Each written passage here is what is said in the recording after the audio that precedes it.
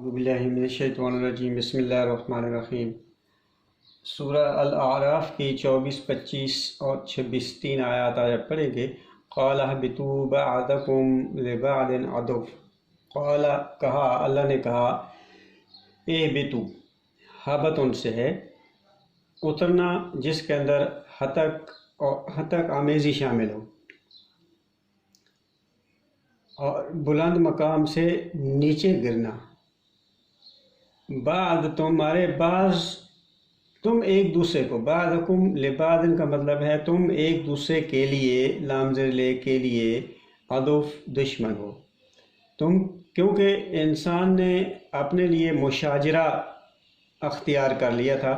شجر، اس شجر کو اس نے چکھ لیا، مشاجرہ اس نے اختیار کر لیا، تو اس میں ذات برادری میں تقسیم ہو گئے، اور وہ جب گروہی مفادات اور ذات برادری آ گئے، عالمگیری ختم ہو گئی، تو پھر لڑائی جھگڑے اور نسلی تمدن کی بنیاد پر یہ لازمی ہوتا ہے کہ وہ ایک گروہ دوسرے گروہ کا دشمن بن جاتا ہے۔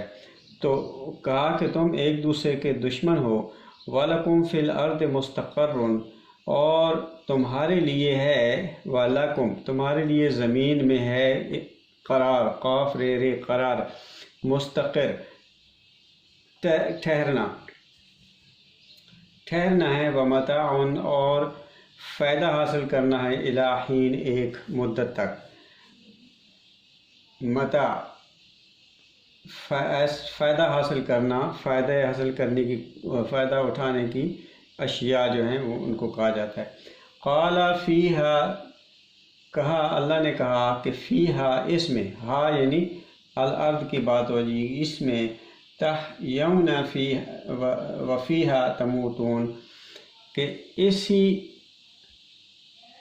زمین کے اندر تمہیں زندہ رہنا ہے، وفیہا تموت، اور اسی کے اندر تمہیں مرنا ہے، ومنہا تخرجون، اور اسی سے تم نکالے جاؤ گے۔ تخرجون یفعلون کے وزن پر ہے مضارع، تخرجون، تمہیں اسی زمین سے نکالا جائے گا، یعنی تمہاری زمین سے وابستگی رہے گی، رزق کے سرچشمے سارے اسی میں ہیں، اور تم اس کا دوسرا مطلب یہ بھی ہے کہ غلط نظام سے تمہارے اندر موت بھی اسی سے آ جائے گی، اور اس کو اگر صحیح نظام پر چلو گے تو حیات نو بھی اسی سے مل جائے گی، اور یہ ثم منہا تخرجون، اسی سے نکالے جاؤ گے، اور یہ سلسلہ موت کے بعد بھی جاری رہے گا۔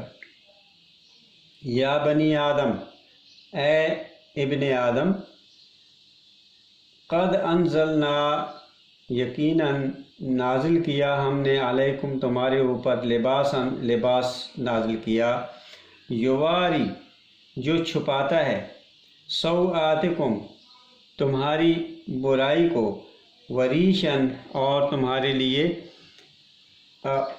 وہ ہے زینت کا باعث ہے۔ سوآتکم ایسی برائی، ایسی خرابی کہ جس سے بندہ شرم کرے، شرم محسوس کرتے ہوئے اس کو چھپانے کی کوشش کرے۔ سوآتکم، وہ یواری، وہ چھپاتا ہے تمہاری شرمگاہوں کو، یوں کہہ سکتے ہیں تمہاری شرمگاہوں کو چھپاتا ہے، وریشن اور تمہارے لیے زینت کا باعث بھی ہے۔ وَلِبَاسَ التَّقْوَىٰ، لیکن تقوی کا لباس جو ہے، ذَلِکَ خیر، زیادہ بہتر ہے، ذَلِکَ یہ، خیر زیادہ بہتر ہے۔ تو